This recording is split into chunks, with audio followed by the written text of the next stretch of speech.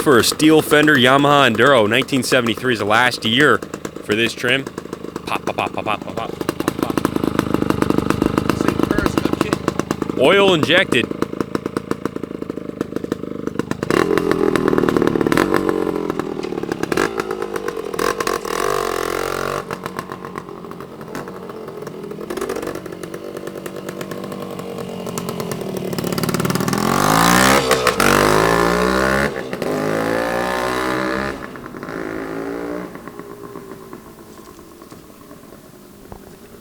Been a minute since we've brought through some AT3s. 2 of them in this morning. Just been serviced by the Wizard.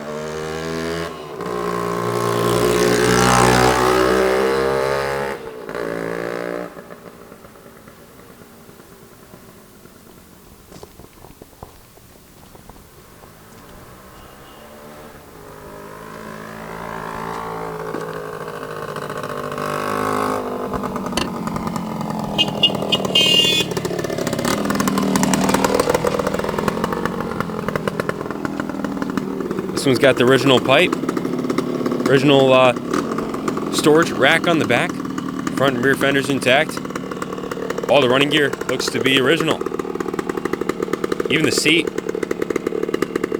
and the paint. Headlight is working, he just had it switched off just then. Where'd you get those goggles? Hey guys, what's happening? It's Monday morning. Just got back from Daytona Bike Week, and look what is awaiting me. I feel like I'm out in a Yamaha commercial from 1973. I've got two 73 Yamaha AT125s and a 74 MX125 and a 1980 YZ125 and a Yamaha V-Star. So I'm going to be sporting my Yamaha gear for a while here. If they heard enough of the bike running. If you've been following us for a while, you know that I'm a Yamaha nut. These are some of my favorite bikes, and that Junior also has got a.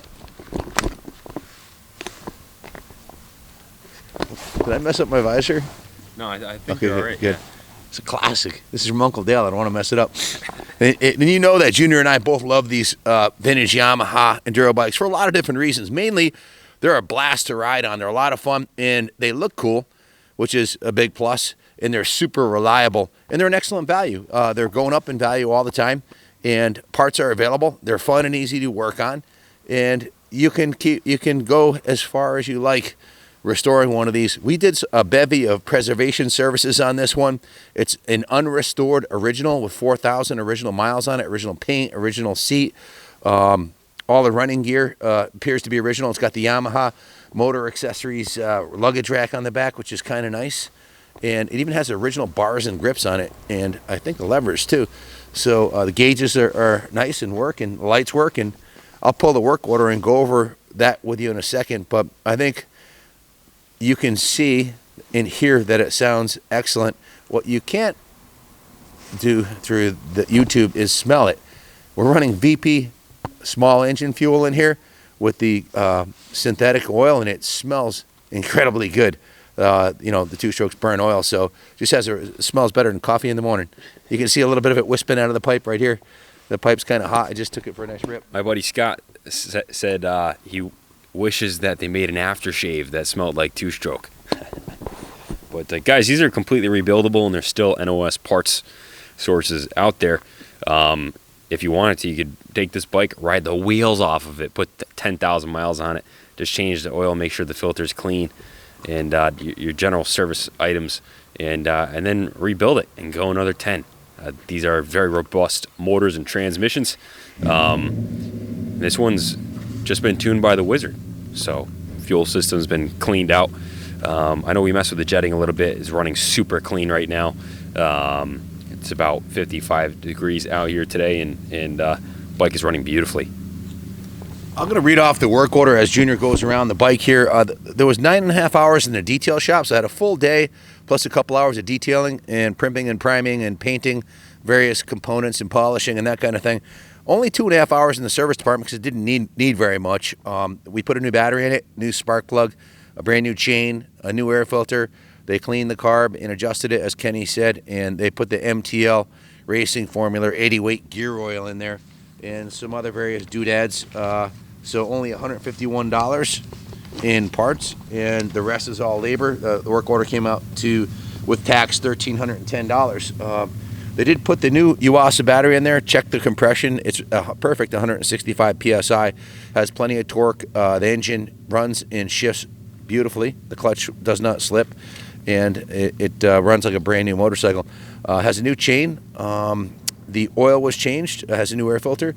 They cleaned the carb and bench tested it. So actually 2.45 hours of service. The detail shop steam cleaned it, degreased it, washed it from top to bottom, what we like to call a rotisserie detail. Every bit of the bike, top, bottom, everywhere underneath the engine, everything was cleaned and washed.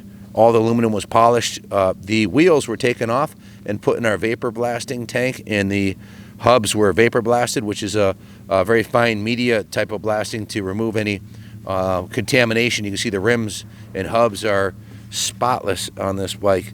The motor was polished, all aluminum. They touch-up painted a bunch of pieces on it.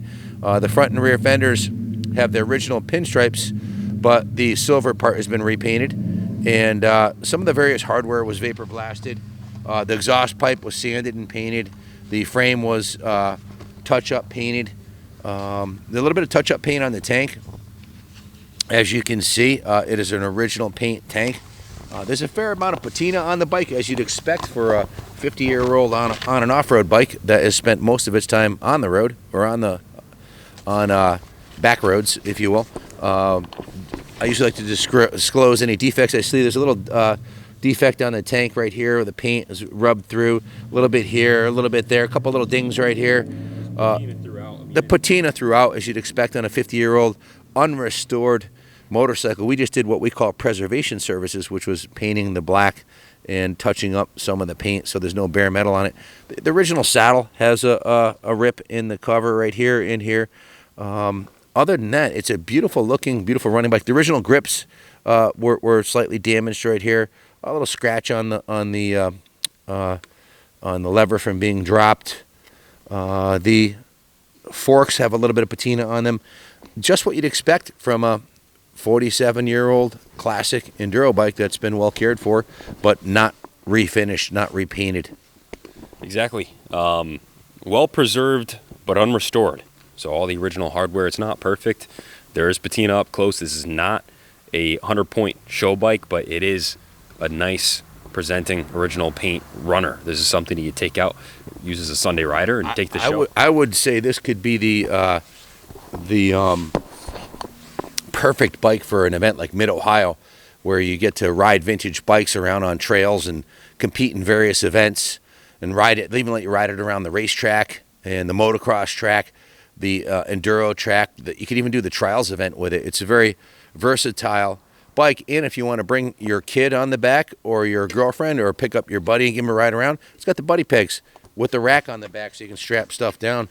And again, it's just been fully serviced by the best in the business here. The detail shop spent more than a day on it. They painted the kickstand, the foot peg mounts, the swing arm, the cylinder jug, and the cylinder head was polished, as was the engine cases. You see they're nice and shiny. Those were polished. The shifter was polished. All the chrome was cleaned and polished, as was the forks. Just a beautiful bike. Good luck finding a nicer original in this price range. There's not that many left. Bikes in this kind of condition are trading in the $3,000 range. I'd expect this to bring something similar to that. It'll have a low reserve. We'll let the market determine. We can ship it anywhere in the country. What the final sale value will be. We can ship it anywhere in the country. We'll let Kenny explain that stuff. If you have any questions, give us a call, 860-454-7024.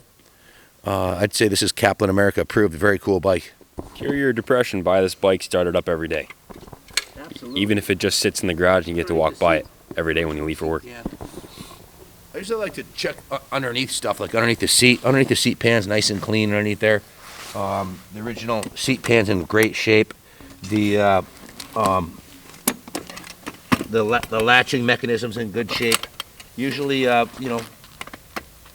want to look at the bottom of the engine also, down here, to determine the condition of the frame rails. Ooh, you just smashed my camera. There's not a single ding in the frame rail, not one. I can't see because your big fat helmet's in the way. There's not a single ding in the frame anywhere. and the pegs are nice and straight. What that tells me is this was not ridden off-road. If Junior and I rode this off-road, like in a hare scramble event, that would be dented to hell and back. And after one New England weekend of riding. So this has been mostly trail ridden. You can tell by the condition of all the original components, and the frame rails are mint. A perfect candidate for a 100-point restoration. Low entry cost. It runs perfectly, and pick away at it. Send some pieces out, have them re-chromed. Maybe if you want to repaint the tank. I frankly would leave it original. I like them original with a little patina like this, but that's personal preference. You can take this and use it and ride it and not worry about getting a little scratch on the tank. Don't cry yourself to sleep. So we can ship it on East Coast, up and down the coast, figure 500 or less. Message your zip code for a quote. Midwest 550, all the way out to the West Coast 625 or less. Overseas, inexpensive freight, and we have contacts who will handle the entire customs clearance, even up to Canada. Message us your location. It'll be on display in the New England Motorcycle Museum. All the proceeds from the sale go to support the museum and the staff overhead we have here. So you're buying a piece of classic Yamaha moto history and helping support the museum. So it's a good karma thing. And if you have any vintage bikes you want to sell, give us a call. We buy collections. We take trade-ins. If you wanted to trade in a bike, just give us a call. We'll work it out with you. So good luck bidding on it. God bless America.